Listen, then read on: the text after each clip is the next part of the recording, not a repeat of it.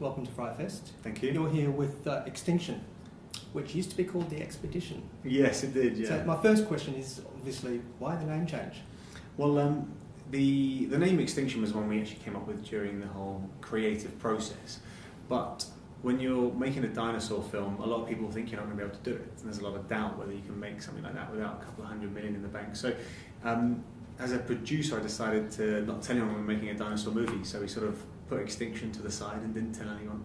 And of course, when it came to the reveal, we were showing people, the distributor said, you know, we love it and we want to do this, but could we change the name? So we thought, well, the Expedition was good for while we were creating the movie and making the movie, but Extinction was something that reflected probably more what the film was about, so we sort of went back to that. Okay, and can you tell us a little bit about what the film is about? It's about an expedition to the Amazon. That's correct, and yeah. It's found footage or documentary in style. Exactly, that's exactly it. So the film is essentially a team of researchers go to the Amazon on an expedition to study endangered and vulnerable species, and themselves become on the endangered list when they discover dinosaurs roaming around the Amazon, living and breathing. So it's kind of an adventure film, and yeah, we did shoot in the sort of found footage documentary style, but we tried to not do what a lot of found footage movies do. That's have shaking cameras all the time and that sort of thing. And part of that is because we wanted to do something maybe a little better, but also our character is a cameraman. So our actual character who's holding the camera is a professional cameraman. So he's looking for more beautiful shots, and he's looking for that perfect frame. But every now and again he does have to run away from a dinosaur, so it does get a bit shaky every now and again. So you're the writer, producer, and star of the film. Yeah. From the writing side, what's the biggest challenge in writing a found footage or documentary film? I think the biggest challenge in writing a film like Extinction is being the found footage documentary style. You're always looking to try and find a way to have that help the story and help the audience become more involved. There's a scene in the film, which is actually in the trailer, where the camera reveals a dinosaur and then it falls to the floor, and you have this wonderful shot that takes place where three cast members are on screen, and we've seen the dinosaur, but then we can't see it at this point, and it's coming in. And as found footage, what that does is it allows you to just hear the threat of this thing coming towards you, which in a traditional sort of cinematically shot film, you wouldn't necessarily be able to do. And although that may be something that you could think about as more of a shot listing thing, it's actually as part of the writing process, you're thinking, how can we have this medium make the film better? So it's I guess looking for opportunity. That's kind of how it helped.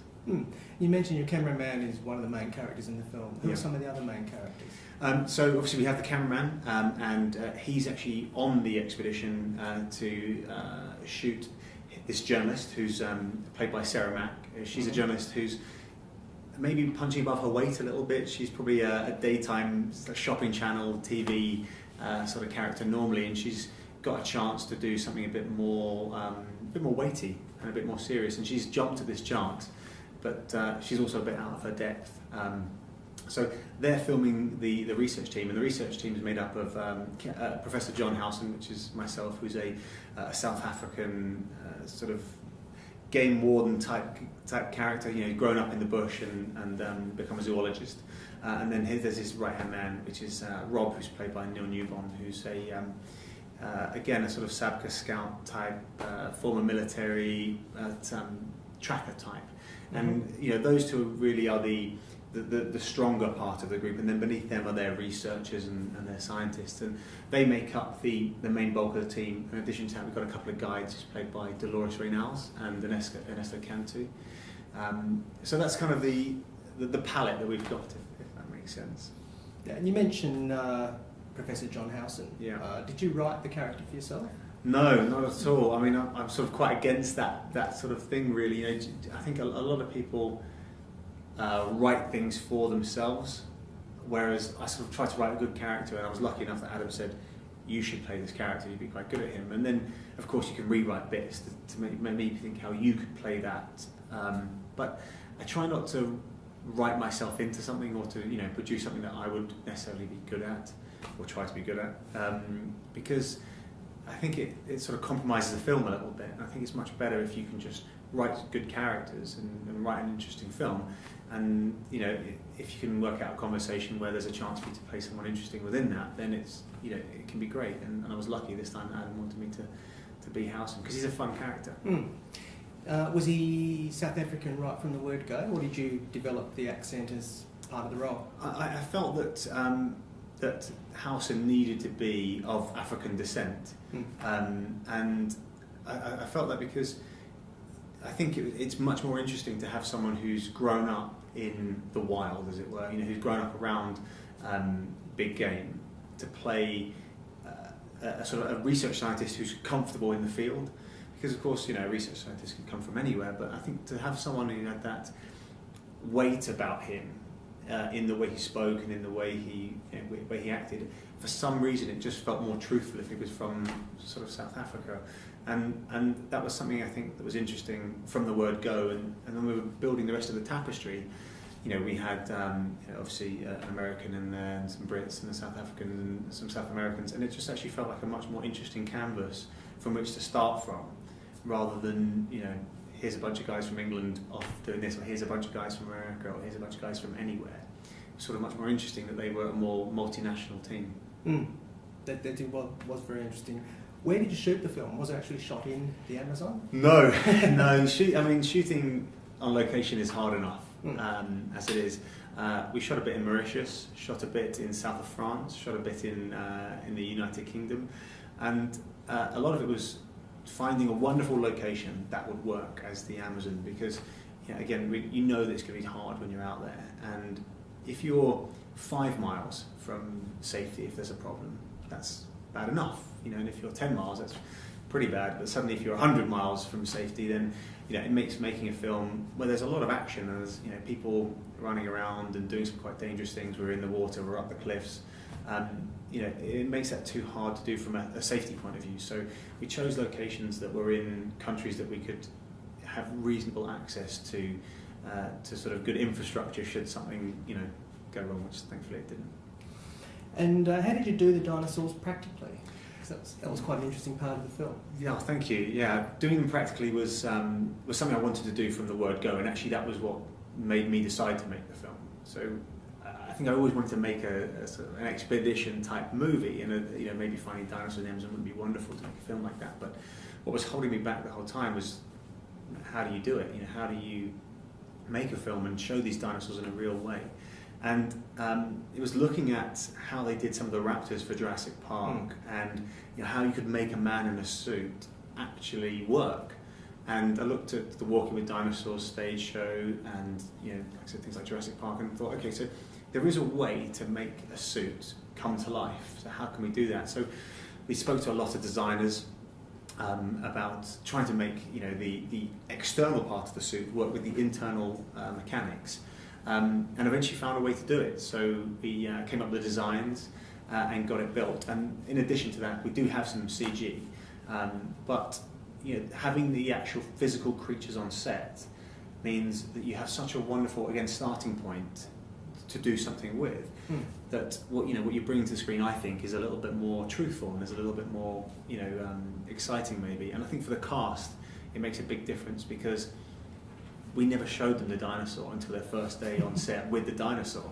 So they'd done about a week already, and then it was a night shoot, and they came on set, and then just slightly silhouetted in the darkness was this huge beast, and they were all really intimidated by it. And it's actually the scene where the dinosaur starts pushing up against the tent, and what that gave them just as performers, even in that moment, was actually was really quite special. And I think that's one scene, but then in the others, when you got them interacting with it, and it's this big predatory beast bearing down on them, gave them a lot more to work with than just it's over there somewhere, guys. You also had some real animals on set. You had some real snakes, a spider, and even a scorpion. Yeah. Were they fun to work with? Yeah. So never worked with animals. Actually, we had this incredible animal wrangler who who absolutely loves his creatures, and he was very good at teaching us how to work with them. I think for me, the scariest bit was the scorpion, because a snake, you sort of think you know what the snake's doing, and and the crocodiles and stuff, and the spider. But a scorpion just does look like it wants to get you, no matter what you do. And of course, you'll notice it's mainly me that picks them up, because I was Yes. thinking producers like, I'll do it, you know. If someone's getting bitten, it's going to be me. But also Howson's supposed to be this leader of this group, so he's supposed to be this confident guy. And I remember when picking up the scorpion, David said, the handler said, just come and scoop it up. And I thought, yeah, okay, sure. And I tried to do it, and the scorpion just sort of went, yeah. It sort of turned and looked at me, I was like, oh God. It took 3 or 4 goes, but it's really intimidating, but also, again, it adds that authenticity. And funny enough, we had rubber scorpions to do it with. He's like, no, you can do it for real. I was like, oh my God, sure, okay, fine. But it did make it, I think, a bit more authentic. Yeah, but the snakes were not venomous. No. But the scorpion, of course. Yes. Is quite deadly.